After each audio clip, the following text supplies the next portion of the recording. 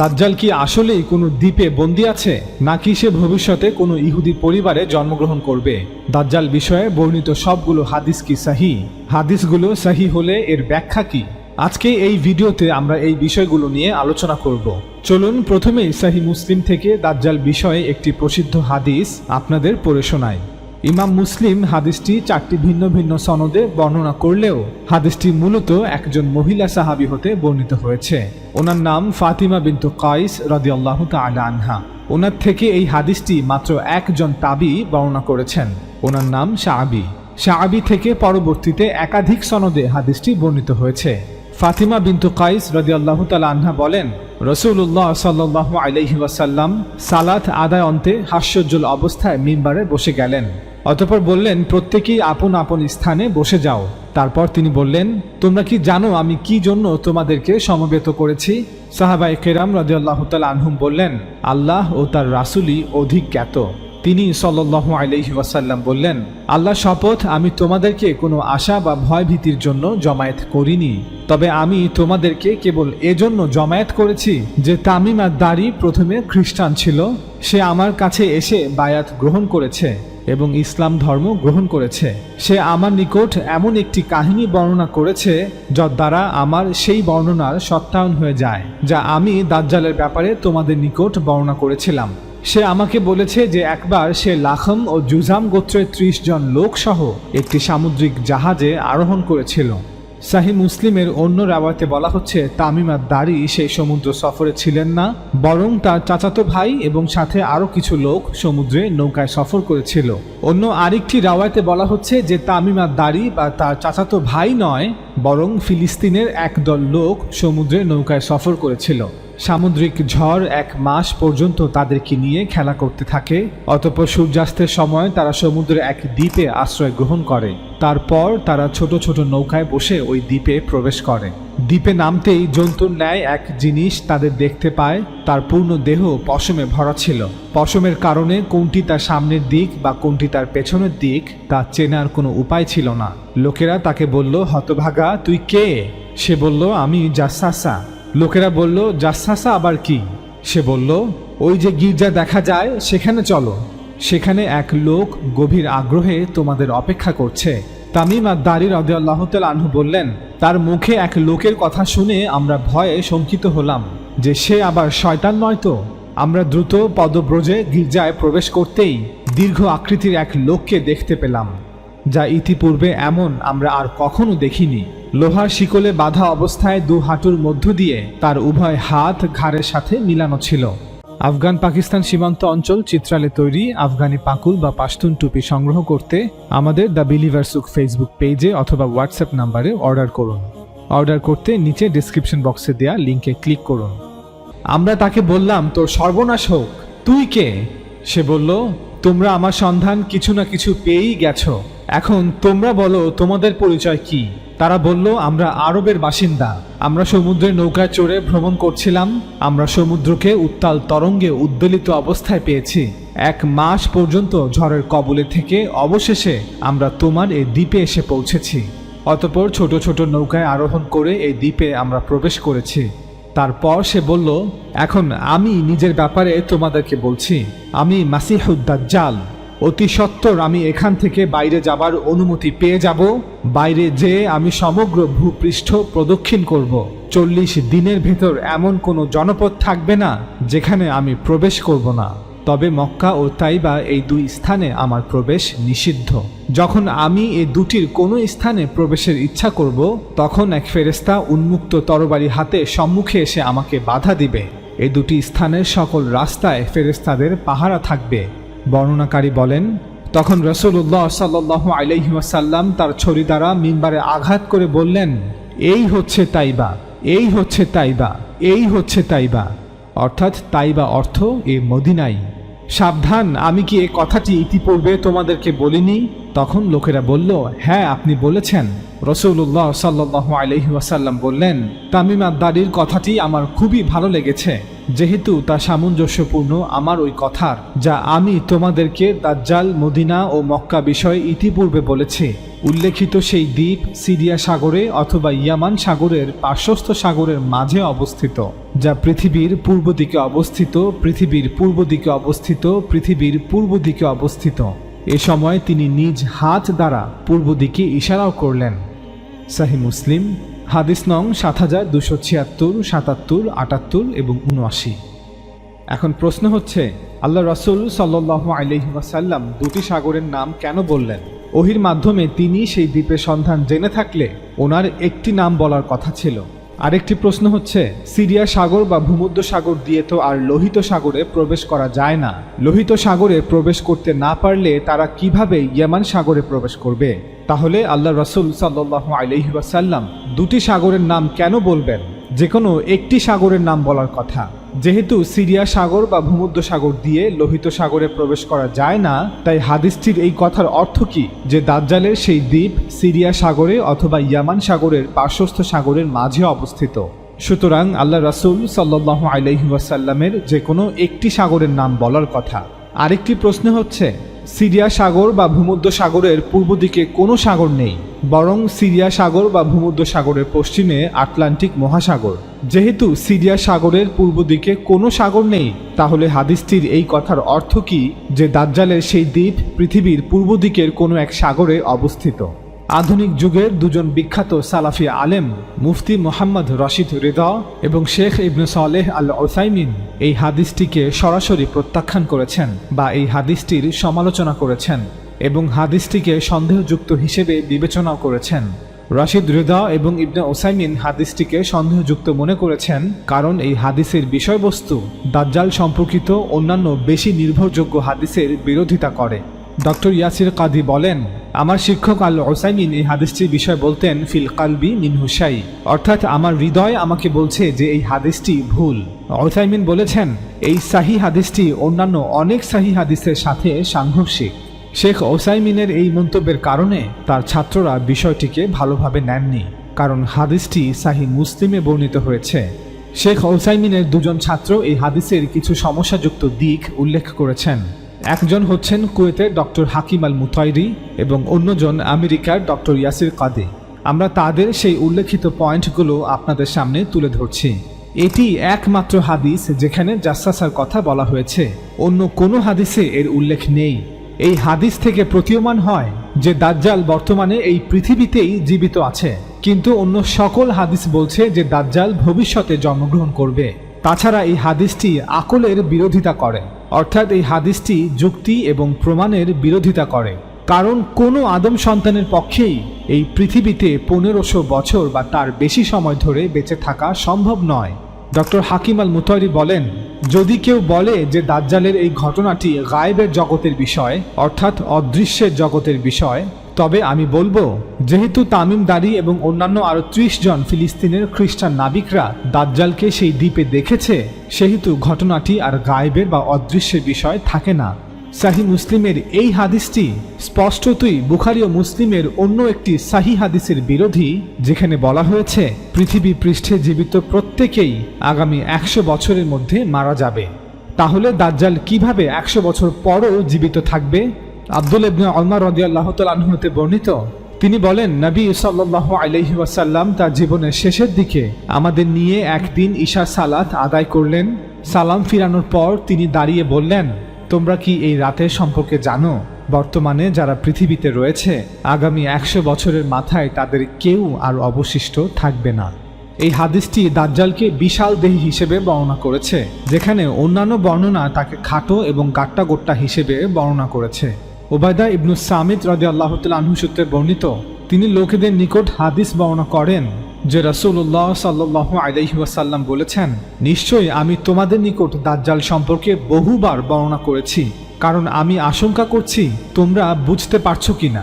নিশ্চয়ই মাসিহুদ দাজ্জাল হবে বেটে, মুরগির পা বিশিষ্ট ও কঞ্জিত কেশধারী, এক চোখ বিশিষ্ট আলোহীন এক চোখধারী, যা বাইরের দিকে ফোলাও নয় আবার কঠোরাগতও নয়। যদি তোমাদের কোনো সন্দেহ থাকে তবে জেনে রাখো তোমাদের রব অন্ধ নন। আবু দাউদ হাদিস নং 4320। সাহি মুসলিমের এই সাহি হাদিসে দাজ্জালের চোখের মাঝে কপালে কাফের শব্দটি লেখার কথা উল্লেখ নেই, অথচ এটি একটি প্রকাশ্য প্রধান আলামত। সাহি মুসলিমের এই সাহি হাদিসে দাজ্জালের সবচেয়ে সুস্পষ্ট বৈশিষ্ট্য অর্থাৎ তার চোখের ত্রুটির কোনো উল্লেখই নেই। ডক্টর হাকিম আল মুতায়রি তার দীর্ঘ রিসার্চ পেপারে দাজ্জাল বিষয়ে জাসাসার এই সাহি হাদিসটির সকল ইসনাদগুলোর দুর্বলতা নিয়ে আলোচনা করেছেন। তার মতে এই সাহি হাদিসগুলোর সনদে কিছু না কিছু দুর্বলতা আছেই। এ বিষয়ে বিস্তারিত জানতে আপনারা তার ওয়েবসাইট থেকে মূল আর্টিকেলটি পড়তে পারেন, লিংক নিচে দেয়া থাকবে। ডক্টর ইয়াসির কাদি বলেন, এই সাহি হাদিসটি সমাধানের চেয়ে বেশি প্রশ্ন উত্থাপন করে। তাছাড়া এই সহি হাদিসটির সনদেও সমস্যা আছে এবং এর মাতানেও সমস্যা আছে। ডক্টর হাকিম আল মুতারি বলেন, আমরা অনেক সাহাবা হতে এরূপ বর্ণনা পাই যে দাজ্জাল মক্কা এবং মদিনায় প্রবেশ করতে পারবে না, কিন্তু ওনাদের কেউই এই জাসাসার হাদিসটি বর্ণনা করেননি। চলুন এই বিষয়ে বুখারী হতে কিছু হাদিস আপনাদের কাছে বর্ণনা করে শোনাই। আবু বাকরাহ রাদিয়াল্লাহু তাআলা আনহু হতে বর্ণিত, নবী সাল্লাল্লাহু আলাইহি ওয়াসাল্লাম বলেছেন, মদিনাতে দাজ্জালের ত্রাস ও ভীতি প্রবেশ করতে পারবে না। ওই সময় মদিনায় 7টি প্রবেশ পথ থাকবে, প্রত্যেক পথে 2 জন করে ফেরেশতা মোতায়েন থাকবে। সহিহ বুখারী হাদিস নং 1879। আবু হুরায়রা রাদিয়াল্লাহু তাআলা আনহু হতে বর্ণিত, তিনি বলেন, আল্লাহর রাসূল সাল্লাল্লাহু আলাইহি ওয়াসাল্লাম বলেছেন, মদিনার প্রবেশ পথসমূহে ফেরেশতা পাহারায় নিয়োজিত আছে, তাই প্লেগ রোগ এবং দাজ্জাল মদিনায় প্রবেশ করতে পারবে না। বুখারী হাদিস নং 1880।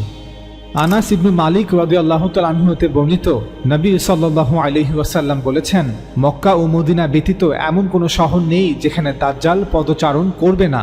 মক্কা এবং মদিনার প্রত্যেকটি প্রবেশ পথে ফেরেশতাগণ সারিবদ্ধভাবে পাহারায় নিয়োজিত থাকবে। বুখারী হাদিস নং 1881।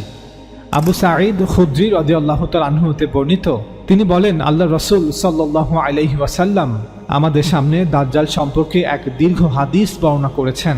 বর্ণিত কথাসমূহের মাঝে তিনি এ কথাও বলেছিলেন যে মদিনার প্রবেশ পথে অনুপ্রবেশ করা দাজ্জালের জন্য হারাম করে দেয়া হয়েছে।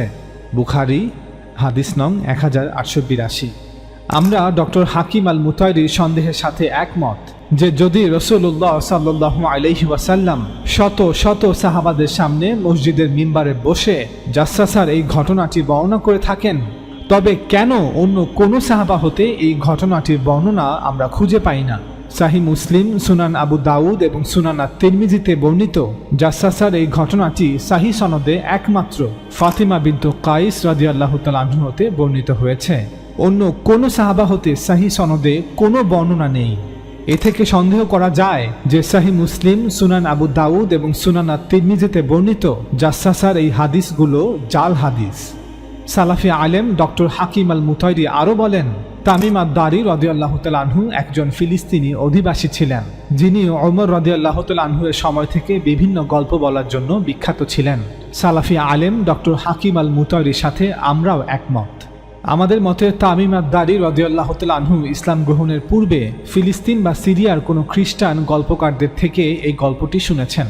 হয়তো তিনি পরবর্তী কোনো এক সময় কোনো মাজলিসে বর্ণনাও করেছেন, কিন্তু পরবর্তীতে তাবি বা তাবে তাবিদের জামানায় এমনটা দাবি করা হয় যে রাসূলুল্লাহ সাল্লাল্লাহু আলাইহি ওয়াসাল্লামের সামনে তিনি এই ঘটনাটি বলেছেন এবং রাসূলুল্লাহ সাল্লাল্লাহু আলাইহি ওয়াসাল্লাম তার এই কথাকে সত্যায়িত করেছেন, এবং এভাবেই এই ঘটনাটি রাসূলুল্লাহ সাল্লাল্লাহু আলাইহি ওয়াসাল্লামের কথা হিসেবে হাদিসের কিতাবগুলোতে সংরক্ষিত হয়। সর্বপ্রথম হাদিসের কিতাব ইমাম মালিকের মুয়াত্তাতে এ ধরনের কোনো বর্ণনাই আমরা খুঁজে পাব না। এমনকি সাহি বুখারীতেও এই ধরনের কোনো ঘটনার উল্লেখ নেই। সুতরাং আমরা পরিষ্কারভাবে বলতে চাই যে অদ্ভুত কোনো এক দ্বীপের পুরাতন একটি চার্চে বন্দী অ্যান্টিক্রাইস্ট বা দাজ্জালের এই ঘটনাটি তামিম আদ-দারি হয়তো কোনো খ্রিস্টান গল্পকারের থেকে শুনেছেন এবং পরবর্তীতে কোনো এক সময় তিনি তা বর্ণনাও করেছেন, কিন্তু মানুষের ভুলের কারণে ঘটনাটি একটি হাদিসে রূপান্তরিত হয়ে যায়। মনে রাখবেন, খ্রিস্টানরা বিশ্বাস করে যে শেষ জামানায় এক জাদুকরী অ্যান্টিক্রাইস্টের আগমন ঘটবে, যার হাতে থাকবে অনেক ক্ষমতা, যাকে মানুষ প্রকৃত মাসিহ মনে করবে। হয়তো ফিলিস্তিন, সিরিয়ায় তৎকালীন খ্রিস্টান সমাজে এমন একটি গল্প প্রচলিত ছিল যে ভবিষ্যতে যে জাদুকরী অ্যান্টিক্রাইস্টের আগমন ঘটবে সে দূরবর্তী কোনো এক দ্বীপের চার্চে বন্দী আছে, এবং আল্লাহ রসুল সাল্লাল্লাহু আলাইহি ওয়াসাল্লামের হাদিস যে মদিনায় দাজ্জাল প্রবেশ করতে পারবে না, এই হাদিসগুলোর সাথে জাসসাসার ঘটনাটির সংমিশ্রণ ঘটে এবং এভাবেই একটি নতুন হাদিস অস্তিত্বে আসে। সালাফি আলেম ডক্টর হাকিম আল মুতাইরি বলেন, ইমাম বুখারী তার কিতাবে জাসসাসার এই হাদিসটি বাদ দিয়েছিলেন, কারণ তিনি তাবি সাহাবি হতে কোনো বিশ্বস্ত সাহি সনদ খুঁজে পাননি। তাই তিনি সাহি বুখারীতে জাসসাসার এই হাদিসটির বিপরীত একটি হাদিস নিয়ে এসেছেন, আর সেটি হলো ইবন সাইয়াদের বিষয়ে বর্ণিত একটি হাদিস। চলুন এবার আলোচনা করা যাক যে কেন ইবন সাইয়াদ বিষয়ে হাদিসগুলো জাসসাসার এই হাদিসটির সাথে সাংঘর্ষিক, যে কারণে ইমাম বুখারী তার কিতাবে জাসসাসার এই হাদিসটি বাদ দিয়ে ইবন সাইয়াদের হাদিসটি বর্ণনা করেছেন। চলুন প্রথমে বুখারী হতে ইবন সাইয়াদের হাদিসগুলো আপনাদের পড়ে শোনাই। আব্দুল্লাহ ইবনে ওমর রাদিয়াল্লাহু তাআলা আনহু হতে বর্ণিত, তিনি বলেন, তার পিতা ওমর ইবনুল খাত্তাব রাদিয়াল্লাহু তাআলা আনহু একদল সাহাবী সহ রাসূলুল্লাহ সাল্লাল্লাহু আলাইহি ওয়াসাল্লামের সঙ্গে ইবনু সাইয়াদের নিকট গমন করেন।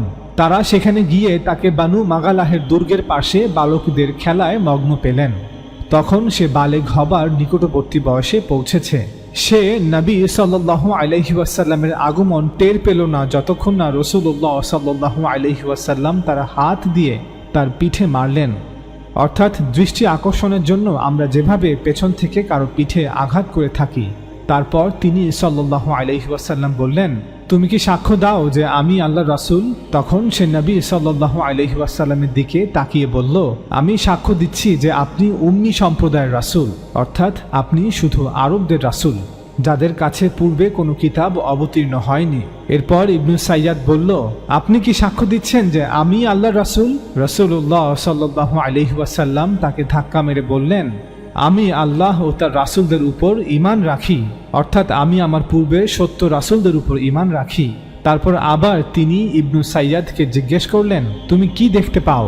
সে বলল, আমার নিকট সত্যবাদী ও মিথ্যাচারী উভয়ই আসেন।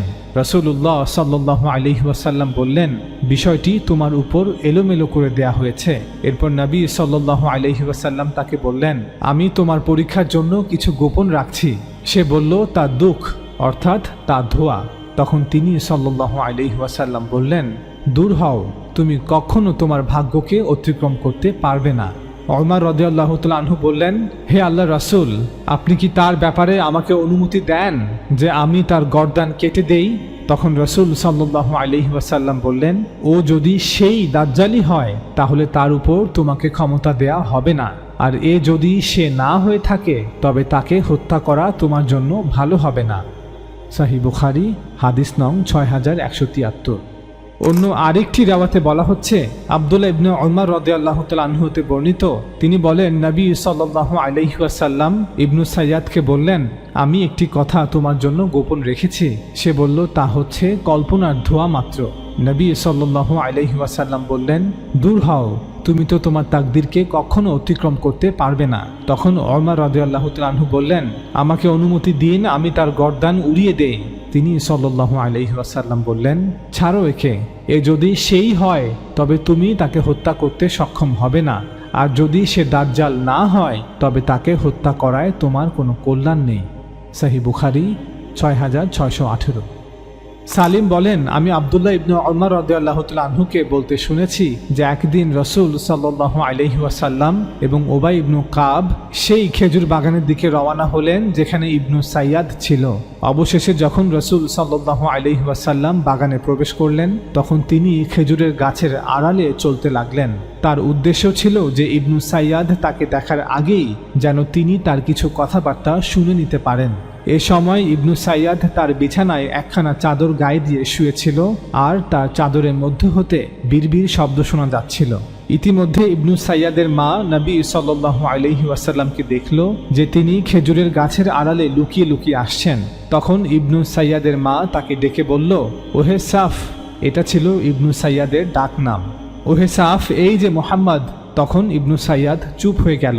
তখন রাসূলুল্লাহ সাল্লাল্লাহু আলাইহি ওয়াসাল্লাম বললেন, যদি তার মা তাকে সতর্ক না করত তবে তার ব্যাপার প্রকাশ পেয়ে যেত।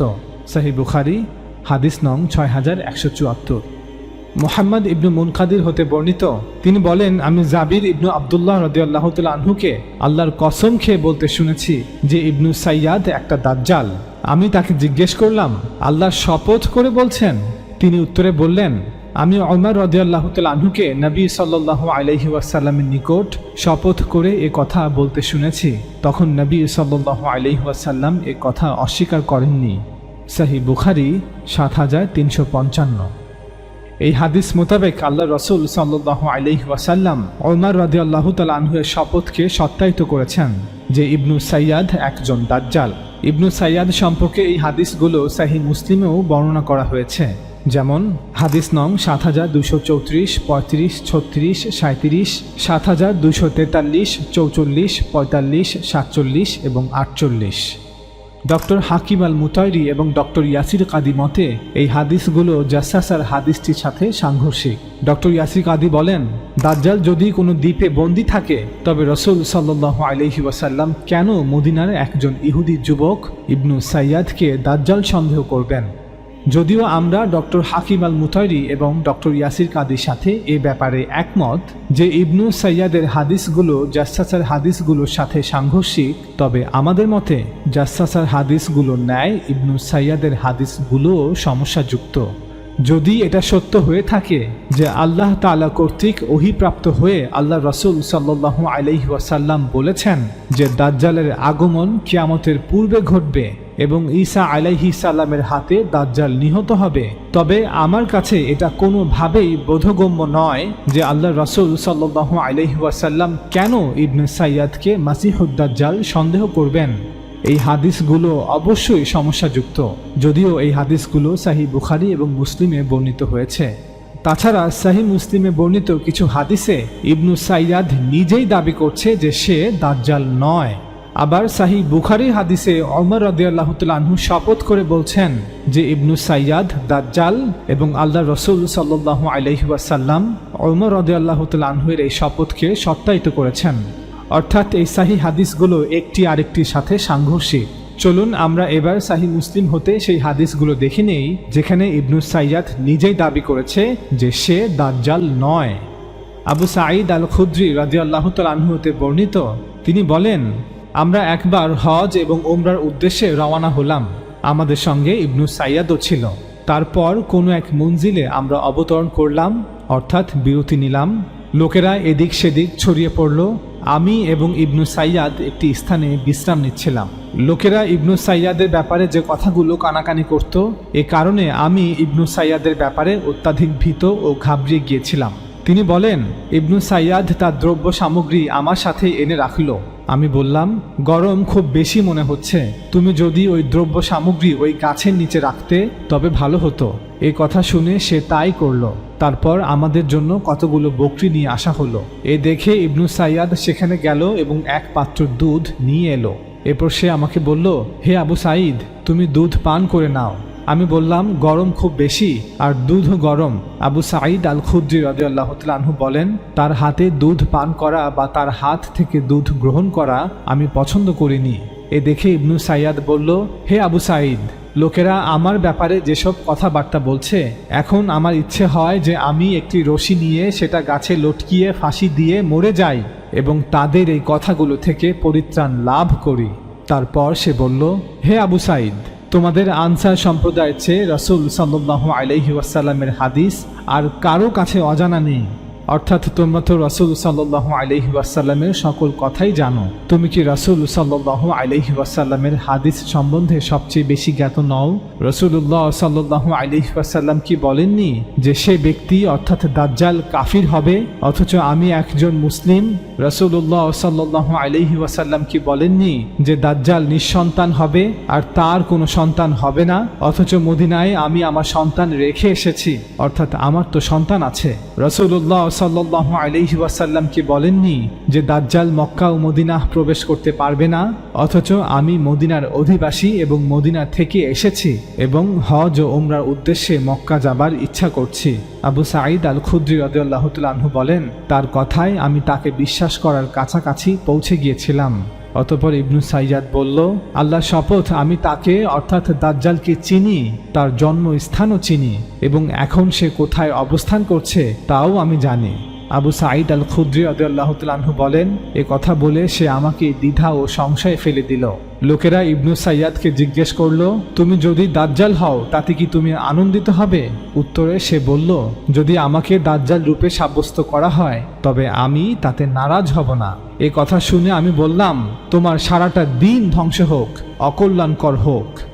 সাহিহ মুসলিম হাদিস নং ৭২৩৮, ৩৯ এবং ৪০।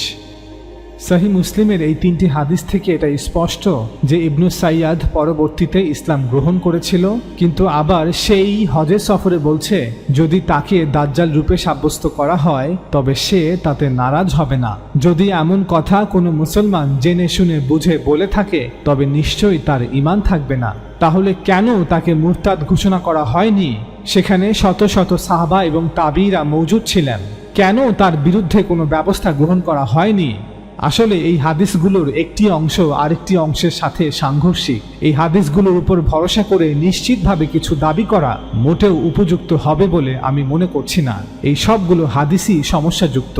এই হাদিসগুলোতে ইবনে সাইয়াদ আল্লাহর শপথ করে বলছে সে দাজ্জালকে চিনে, তার জন্মস্থানও চিনে এবং এখন সে কোথায় অবস্থান করছে তাও সে জানে।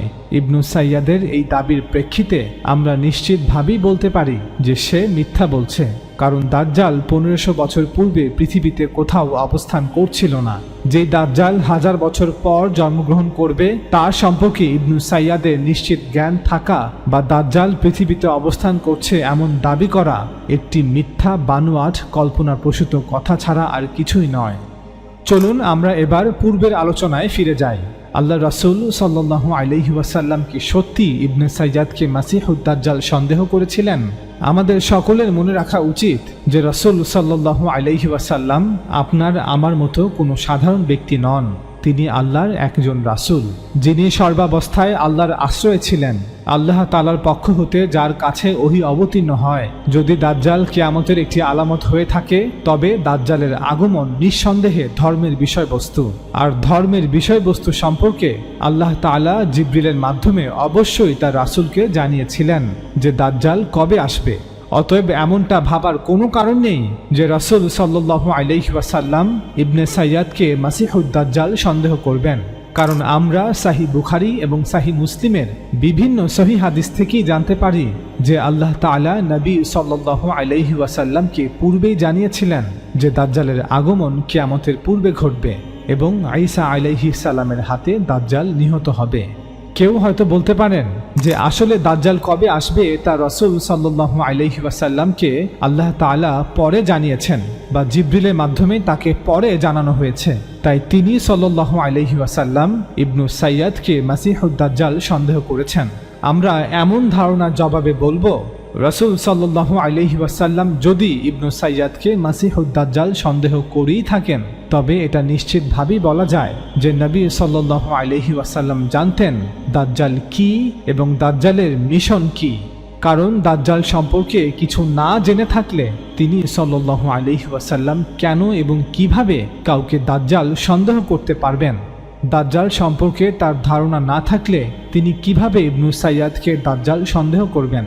উদাহরণস্বরূপ, যদি জিন জাতি সম্পর্কে আমার কোনো ধারণাই না থাকে তবে আমি কেন রাতের অন্ধকারে কোনো ব্যক্তিকে জিন বলে সন্দেহ করব? একইভাবে রাসূল সাল্লাল্লাহু আলাইহি ওয়াসাল্লাম জানতেন দাজ্জাল কি এবং কি তার মিশন, অন্যথায় তিনি কেন ইবনে সাইয়াদকে মাসিহুদ দাজ্জাল সন্দেহ করবেন?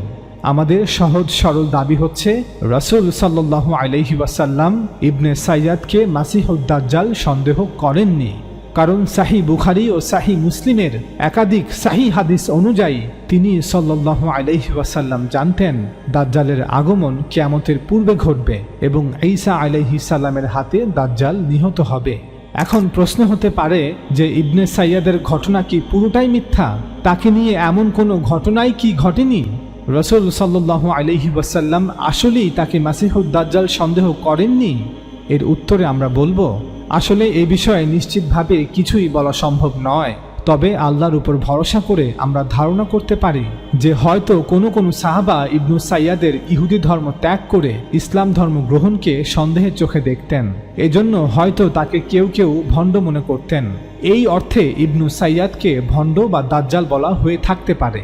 হয়তো এই কারণেই কোনো কোনো সাহাবা তাকে দাজ্জাল বলতেন, অর্থাৎ সে একজন ভণ্ড। তাকে দাজ্জাল বলার আরেকটি কারণ হতে পারে, আল্লাহ রাসূল সাল্লাল্লাহু আলাইহি ওয়াসাল্লাম যখন তাকে ইসলাম গ্রহণ করতে আহ্বান জানিয়েছিলেন, তখন সে এর জবাবে নিজেকেই নবী দাবি করেছিল।